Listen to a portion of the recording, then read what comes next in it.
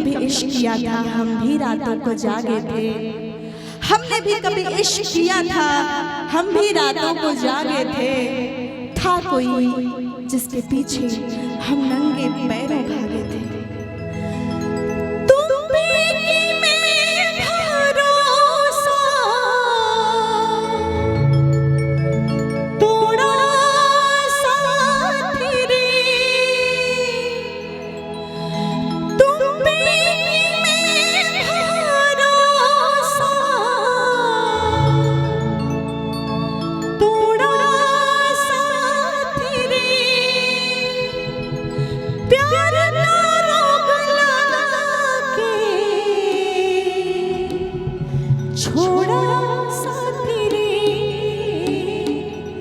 छोड़ा साथी रे,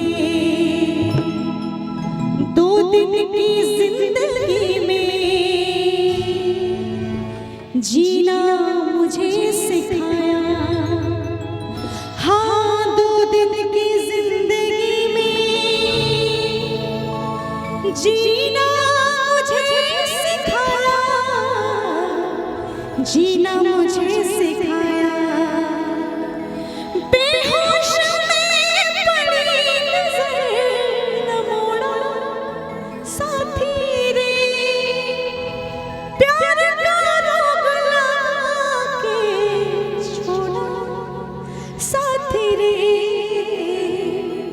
छोड़ा साथी रे।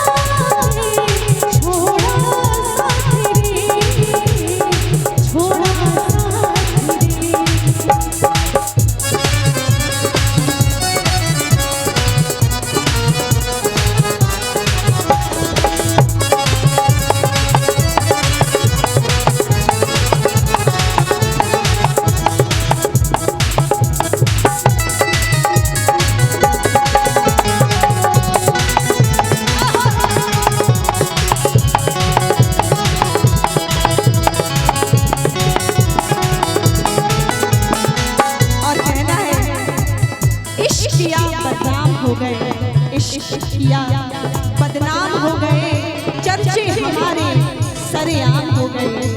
इश्क किया बदनाम हो गए, चर्चे हमारे सरेआम हो गए। लेकिन जालिम ने दिल उस वक्त तोड़ा